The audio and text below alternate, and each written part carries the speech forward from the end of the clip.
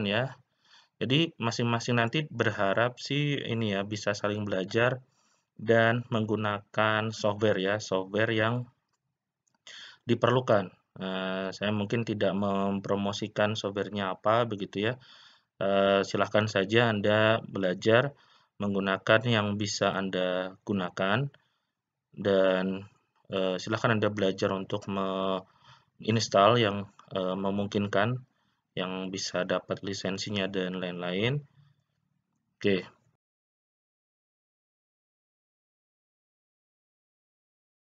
Ini kemarin 2 minggu yang lalu saya diminta Pak Agus untuk mengisi ya, pendahuluan atau intro, terkait dengan, eee, cek alat atau penggunaan alat di kelas terkait dengan metode gravitasi. Ini adalah, slide terakhir yang slide berikutnya saya tidak tampilkan.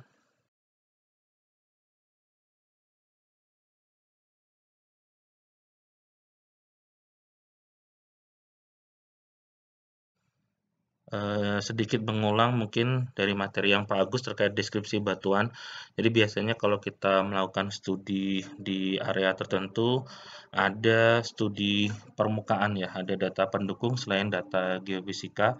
Nah, biasanya data pendukung itu berupa data geologi yang kemudian bisa dipetakan. Nah, ini ilustrasi saja, saya ambil dari paper begitu ya, mungkin ini contohnya di daerah sekitar, manifestasi geotermal begitu, terus kemudian di sini juga ada, peta dengan koordinat, dengan skala, jarak, kemudian ada orientasi, kemudian ada warna-warna terkait dengan, tipe batuan atau litologi atau formasi batuan, kemungkinan juga yang lain ada informasi struktur misalkan, yang nanti akan kita gunakan sebagai data pendukung pada saat kita, melakukan, pengolahan data sampai ke pemodelan dan interpretasi di daerah penelitian. Sebagai contoh misalkan di sini ada batas lapisan pada, peta atau informasi geospasial. Nah, itu nanti mungkin bisa digunakan sebagai constraint atau, data pendukung pada saat melakukan pemodelan. Jadi mungkin saya nggak tahu sejauh mana kemarin, mudah-mudahan sudah deskripsi batuan sampai kemudian, arahnya ke pemetaan begitu ya. Kalau belum, ya mungkin nanti akan lebih jelas ketika sudah ke lapangan. Mungkin kita perlu pahami dulu di sini kan, background-nya berbeda-beda.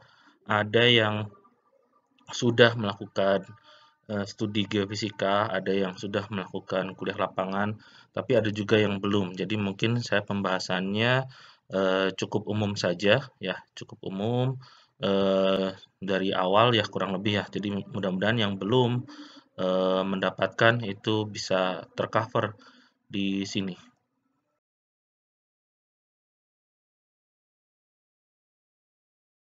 Kalau nggak salah di Surfer atau yang lain gitu ya. Dan ini plotnya bukan spasial, tapi plotnya dalam bentuk latitude longitude, dan di sini harusnya skalanya ini dalam bentuk spasial ya. Jadi nanti akan berpengaruh di, skala peta ya. Skala peta biasanya pada orde spasial tuh meter atau kilometer gitu ya. Kalau, menggunakan latitude longitude ini kan dalam bentuk derajat, jadi tidak bisa diketahui, atau kurang kurang apa ya, kurang memberikan informasi yang informatif terkait dengan, eee eee, jarak ya, dan mungkin kalau dari peta yang lain itu di sini terkait dengan satuan, bisa dilengkapi pada saat pembuatan peta dan orientasi ya.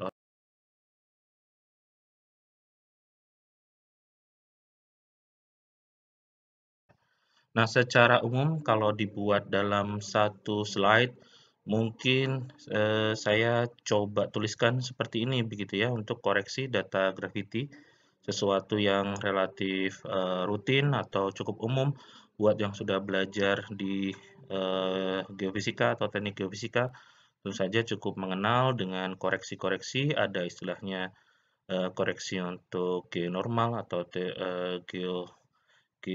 teoritis atau spheroid, koreksi spheroid. Kemudian ada koreksi free air, ada koreksi slab bogey, dan koreksi terrain. Nah, kurang lebih kalau di buku teks itu bentuknya seperti ini. Mungkin di praktikum Anda akan ketemu formulasi yang lain tergantung dari notasi plus minusnya ini. Nah, nanti silahkan kalau ada yang eh, apa namanya belum jelas, nanti kita bisa diskusikan.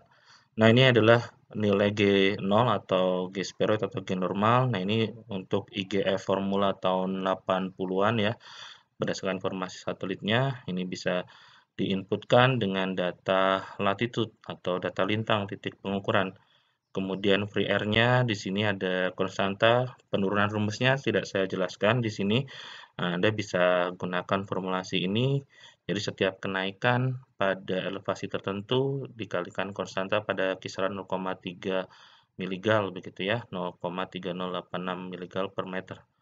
Kemudian kalau slab bogey dengan asumsi densitas 2,67 kurang lebih konstantanya seperti ini. Kalau konstanta densitasnya berbeda, nanti juga bisa dirubah ini menggunakan body silinder. Kemudian untuk terrain, nah biasanya ada yang menggunakan pengamatan eh, apa namanya menggunakan koreksi Hammer chart atau bisa menggunakan software atau Anda bisa menggunakan koreksi yang lebih luas dengan perhitungan trend correction menggunakan variasi benda, bisa benda slope triangle atau benda bentuk prisma atau misalkan hanya menggunakan yang formulasi sederhana dari Hammer chart berupa irisan sektor bentuk seperti jari-jari donat gitu ya, bentuk seperti donat kurang lebih seperti itu. Nah, ini nanti ketika sudah dilakukan koreksi terhadap G observasi, nanti kita akan mendapatkan nilai complete bogey anomaly.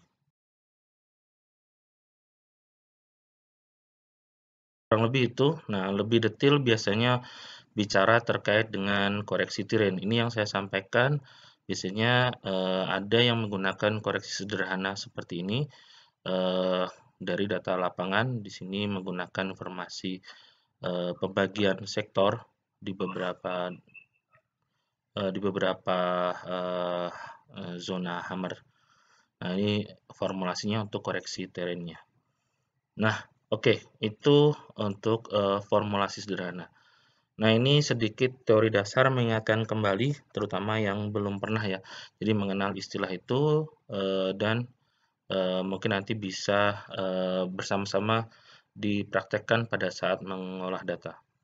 Nah, mungkin teori pengolahan datanya kalau dibuat 2 slide itu cukup ringkas, tapi saya juga membuka pertanyaan ya kalau misalkan ada yang ingin ditanyakan begitu ya.